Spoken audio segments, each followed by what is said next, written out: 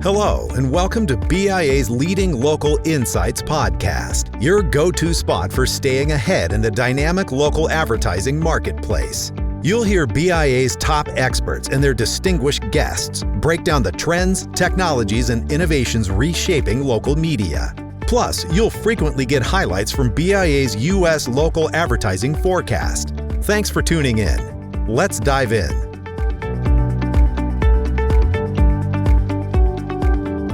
Hello and welcome to BIA Advisory Services Leading Local Insights podcast. I'm Rick Ducey, Managing Director of BIA Advisory Services, your source for local media market intelligence, insights, data, and strategies to grow your business. Today, we're going to talk about the automotive market and how connected cars are leading to innovations and changes in how advertising will work. Looking at today's cars truly is like thinking about everything all at once.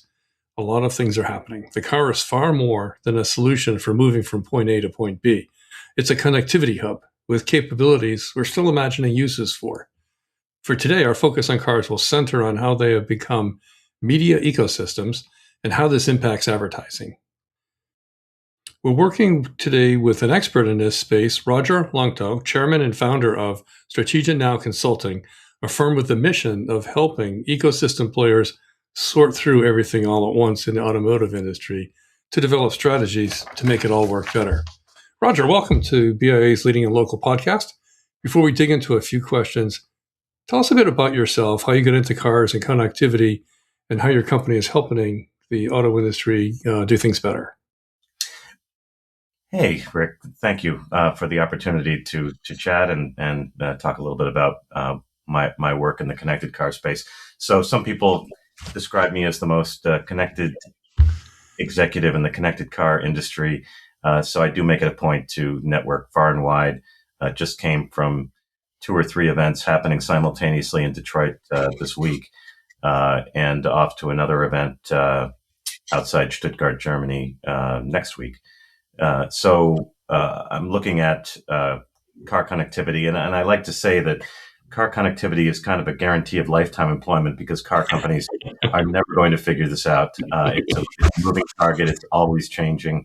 And sometimes it's a high priority, sometimes less so, but increasingly so in a world where the value proposition is increasingly defined by that connectivity. You are not just the car guy. You are the connectivity car guy. That's well, let's pick it up from where you just sort of set it up. There's a lot happening, and that comes in fits and bursts, I guess. There's sort of quiescent periods and then hurry up periods. I guess from a big picture perspective, how would you characterize the connectivity car market now, where we are now, and say where we're headed in 26, 27? So we're still transitioning from that 20-year-old now value proposition of OnStar to a value proposition that isn't simply defined by a response to a crash. Not to say that isn't important, and some automakers still haven't sorted that value proposition out. But being connected to cars has a whole variety of other value propositions over the past, say, 10 years or 15 years. There's been a recognition that getting vehicle data can enable automakers to anticipate service opportunities, so customer relationship management, CRM opportunities, and also has opened the door to other value propositions like SiriusXM, delivering content to vehicles, enabling the connected smartphone experience, so CarPlay and Android Auto. So you're getting your apps in your car. There was a time when car makers were trying to create their own app stores. Actually, that's beginning to happen again. But the new phase that we're talking about now is, of course, you knew I was going to bring this up, but or maybe you didn't. Artificial intelligence is part of the conversation. Whoa! First time I've heard of it. Yeah, let me tell you a little story about artificial intelligence. So my wife got her notification in her 2026 Chevrolet Equinox that Gemini is now being activated in the car. What was there previously was Google Assistant, and presumably there's all kinds of enhanced opportunity to interact with the vehicle. But based on one of my son's less than satisfactory experiences with Gemini on his phone connected in his car, whereas this experience in the Equinox is over the embedded device in the car, not a connected smartphone experience. But since my son made it sound kind of intrusive and annoying, sort of rejected the initial opportunity to engage with Gemini. But certainly Gemini's presence in the vehicle, when she will accept it at some point, I'm sure. Resistance is futile after all, but it will enable unique experiences while driving, and presumably distraction mitigated opportunities where you can just ask for things as opposed to looking for buttons and knobs and what have you in the vehicle. So we are entering the world of AI infused customer engagement, and that has quite a broad range of implications, of course. Yeah, and staying with the broad range, a kind of big picture for a moment, and then I do want to get more specifically into advertising. So the connectivity, the engagement, that's the way the car OEMs are differentiating brand offers to some extent, although it seems like AI, search are going to be kind of similar experiences, maybe Claude or ChatGPT instead of Gemini, but similar kind of function and interactivity. And there's a thing that the car OEMs are, well, you pay for the car and drive it off the lot, goodbye. It's like, well, we don't want that. We want to hang on to you. So what kind of recurring revenue can we get? Things like service, financing, parts maybe. But some of these services we're talking about, the interactive services, the connectivity, and like you're saying, the app store. And that's sort of a mixed bag for consumers. Just like, oh man, another subscription, really? I have to pay a subscription for my car. So I guess it seems that sometimes the OEMs are like, all right, we'll spot you a couple of these things for free. But here's some even cooler things that you need to pay a subscription for. So there's the engagement, there's the value-added experience, there's the connectivity. How do the economics shake out? Is that going to be a viable long-term revenue stream for OEMs?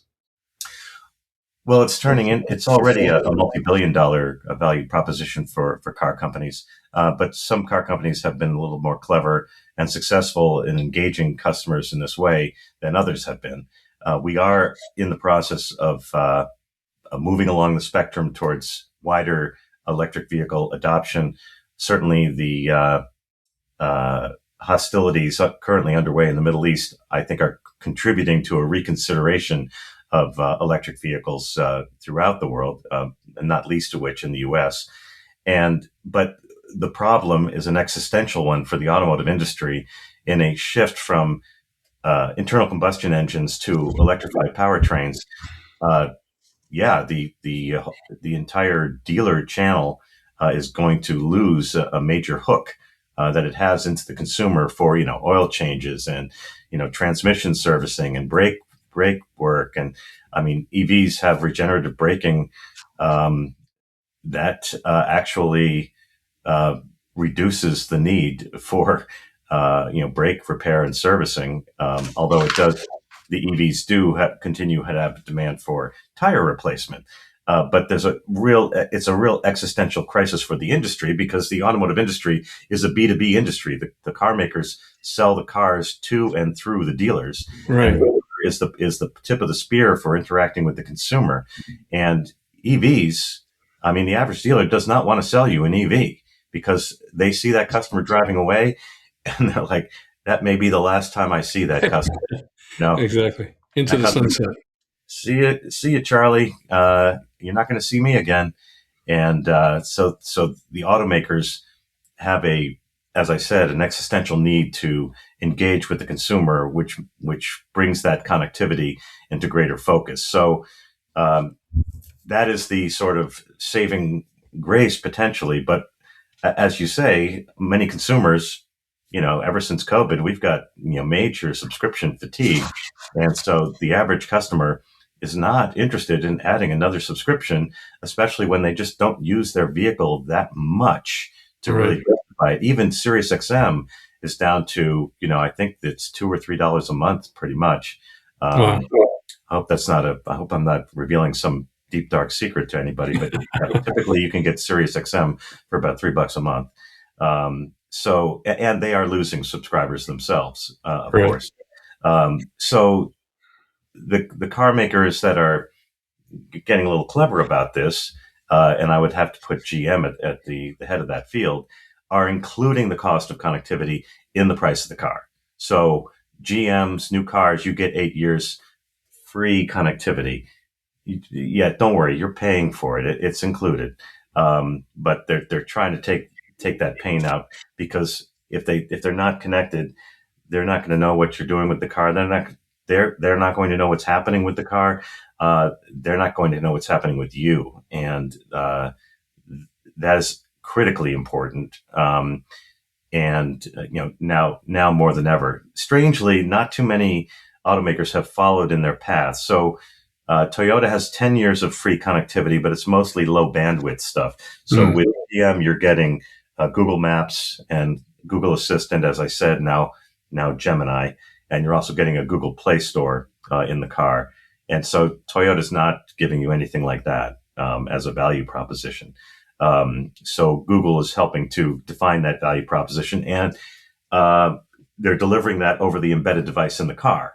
So it's not from your projected smartphone, which means so they're seeing everything you're doing. Whereas if you project from your smartphone, whether it's an Apple CarPlay experience or Android Auto, the automaker can't see what you're doing in the car. No idea, not a clue. And so, Yep.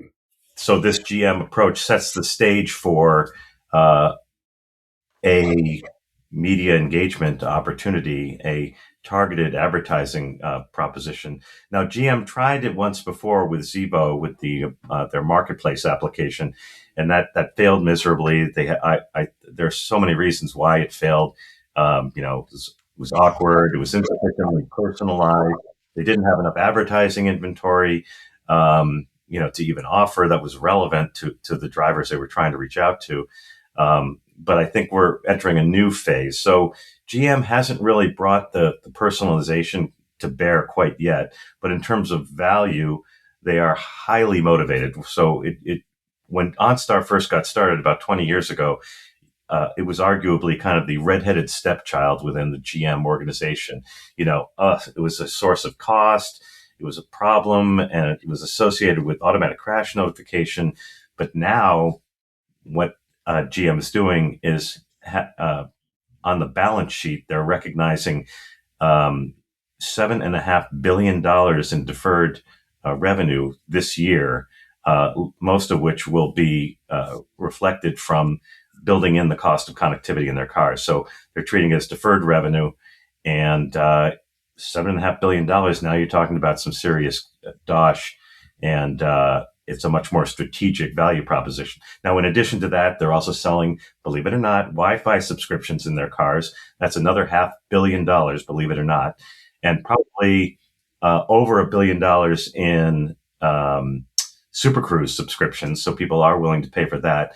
With the new cars that are equipped with Super Cruise, there are 3 years of free Super Cruise access. And then there's traditional OnStar subscriptions. So at the end of the day, you're talking about nearly $10 billion in revenue. So suddenly OnStar is material to GM's bottom line. And as I said, a brand and value defining proposition. So now the stage is set to engage with the customer.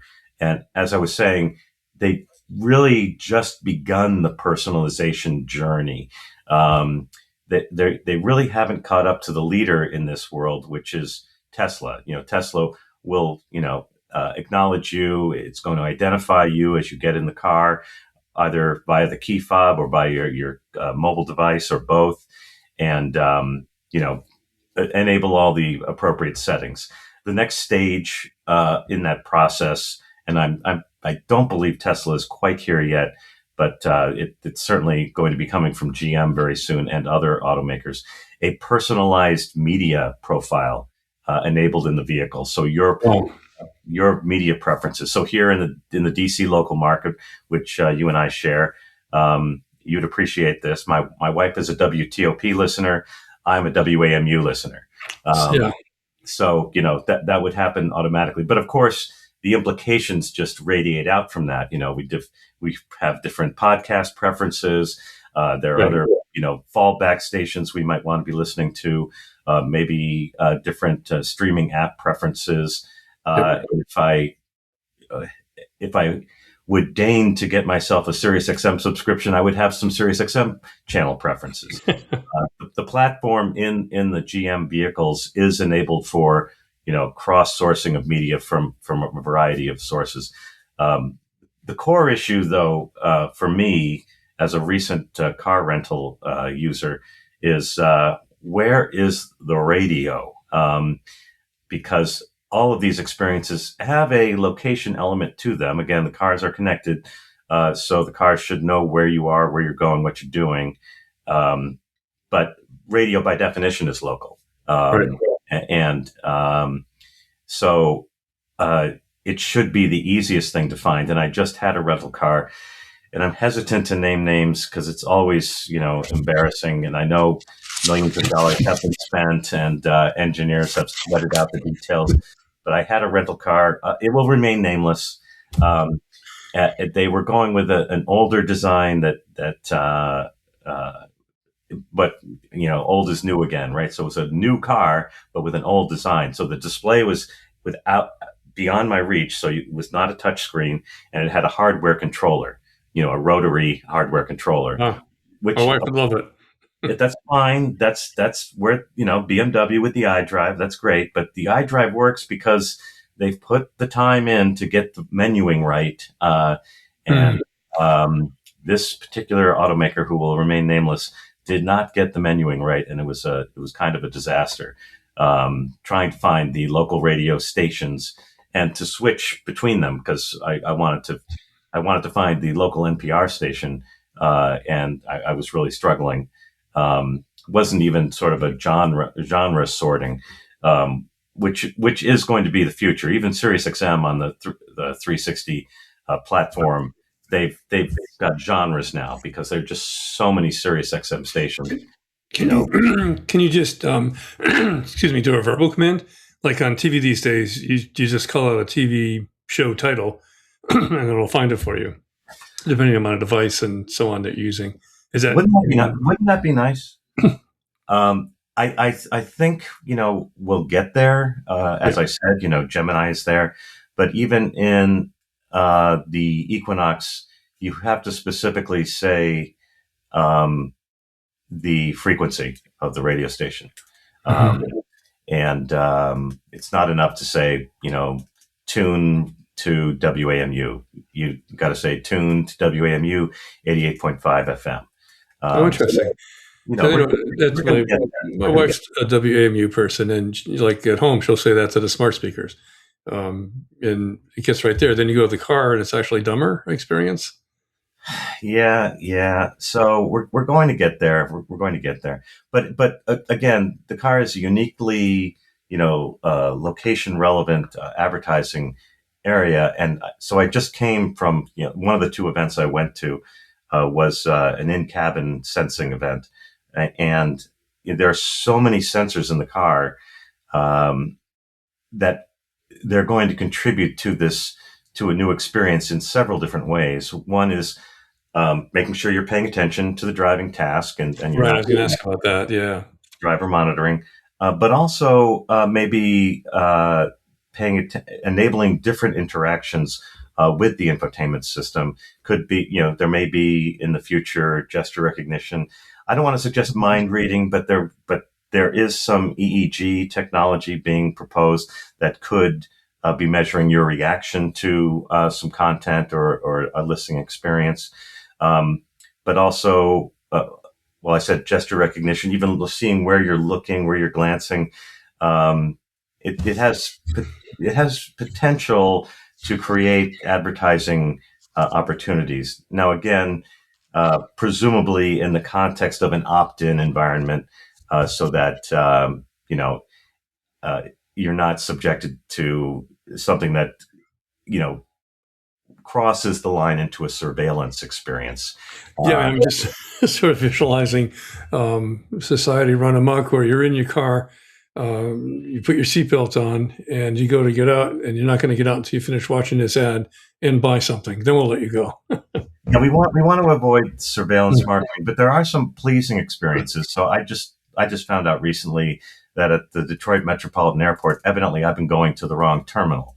It's a Delta hub, and I'm a United flyer. Apparently, on the Delta side of DTW, they have displays where you can scan your boarding pass, and then as you move through the airport, you will get personalized information delivered to you based on wherever you're going, whatever gate you're trying to get to, whatever your flight you're on, and you and other people passing will only see your personal information on the display, kind of like Minority Report. Right, exactly. Yep, that's what I was thinking.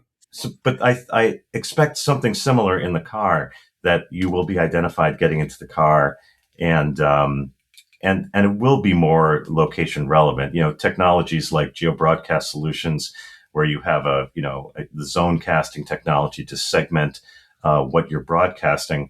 I was complaining to you recently about hearing all the David Trone advertising, on my side of the Potomac, and David Trone, lovely guy. I love Total Wine and Beverage, but he's not running in my district, so it's not super relevant to me. Although it's a fascinating story, this battle he's engaged in. That's right.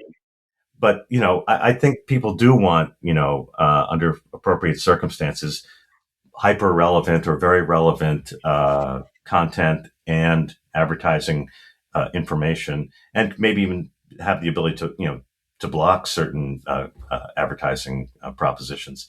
But the car with the enhanced in-cabin sensing and awareness and engagement, and yes, the obvious thing that hasn't really been widely embraced yet in the U.S., although it has in China, is facial recognition for credentialing. So bringing in your personal preferences for payment, for cloud content, for media, etc. We're going to get there too. We're just on the cusp of that. So AI has opened that door. The sensors are there. It's just a question of implementing that value proposition. I was thinking as you're talking in the automobile, facial recognition, personalized fobs, different signals you can give potentially to the car and whoever's aggregating all that data. You can get pretty targeted, pretty personal with people versus in the home. So we love connected TV as an industry because there's a lot of data-driven targeting you can do. But that resolves down to households or boxes. We don't actually know necessarily who's in front of the glass unless you have some supplementary measurement systems, and that's a challenge and an issue on the video side of things. But in a car, you pretty much know who's there. I suppose you can, using the car technology, know their weight, know their height, know their emotions by their facial expression, and getting some ECG measurements from seat sensors, whatever. So you can paint a pretty detailed picture, and some of that's interesting to pharma companies, some of it's interesting to CPG companies, whatever. And so that pushes the limits of technology, I guess. But we're getting there faster than we probably are with public policy or permissioning with all that data you can extract from a car. Well, yeah. So the key is to do so without being distracting, I've seen that the airline industry, strangely enough, is further along in doing this. So I didn't realize this was going on until I knew to look for it. So on my United flights, if I sit down, after it takes a minute to happen, but it asks for your month and date of birth just to confirm. And once you put your month and date of birth, it says, hello, Rick, Roger, and it has all of your travel information available, etc. Now, Delta got the ball rolling doing this, and I believe they're a little more fully evolved in that respect. But so in the car, yes, it's always been a more privileged advertising environment, advertising opportunity, because it's such a personal space. Because you know, 80% of the time you're driving by yourself. Right. So you could just, you know, get a very personalized engagement, and your history is well understood by the vehicle. Um, you know, you know, your car knows where you go every day, basically, these days, and what you're doing. And you know, my car is always trying to guesstimate my destination, because typically it's home, gym, home. You know, I mean, You're an exciting guy, Roger. I know it's very exciting, but so so the opportunities are there to deliver a an extraordinarily personalized experience and value proposition, and the connectivity. You know, we already have cellular. Um, Wi-Fi is becoming more widespread. Satellite is entering the equation, uh, and I mean more satellite, not just Sirius XM, but low Earth orbit satellites to fill in the gaps where there's no cellular coverage. And who knows, maybe a TSC 3.0 in the not too distant future for digital television, which opens the door to another piece of the engagement proposition, which is visual. So, and that has implications for advertising as well, as you know. So digital radio is enabling a visual experience in the car. Many of the rides I've had from Uber and Lyft around the world have drivers who are already watching video as they're driving. That's what you want. Maybe a suboptimal value proposition, but when I'm talking about visual engagement, maybe I'm not talking entirely about video. Live video. Most of them are watching, music videos. But as long as they have full self-driving on, we're okay, maybe. Yes, in a Waymo, I would have no argument that there's a problem. But in a human-driven vehicle, maybe not the best idea. Right. But it is becoming much more widespread. But visual advertising elements that aren't necessarily distracting, but are enhancing the advertising communication in the car, with basic metadata, low bandwidth kind of stuff. Exactly. So for the advertising, just out of curiosity, we can target, given various limits with great specificity, personalized ad content, put to a person, to a location, and to a point in their purchase journey, however you want to think about where they are now. Whether it's an impulse buy, stop by this, Dunkin' or Starbucks and get a free pastry if you buy a pound of coffee or whatever. So it's a targetable environment, and radio, TV, satellite will sell ad inventory inside their media entertainment experience, their proposition. Will car manufacturers, car dealerships become essentially publishers and have their own ad inventory they're putting on speakers and screens in the cars? So the importance of this, I think, is made clear by SiriusXM's interest in acquiring iHeartMedia, because that opens the door to the local advertising piece that's always been missing from SiriusXM. As to the interested parties and potential sources of that advertising, well, yes, of course, the sky is the limit. Virtually anything is possible. I would argue that advertising on my phone is super unwelcome because that screen is so tiny.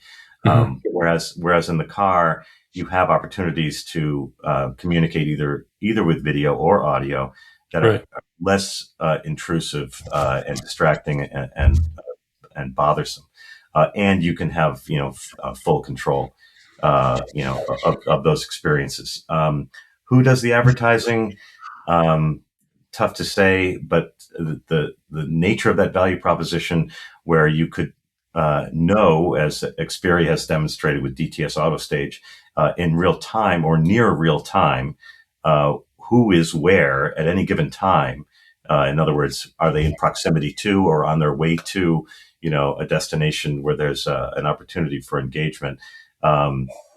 Nielsen never, had that value proposition.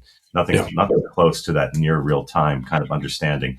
And I think, this is where your area of expertise is, not mine, but the idea of programmatic advertising being driven by that kind of a data set, does open the door to some intriguing opportunities. Literally and figuratively.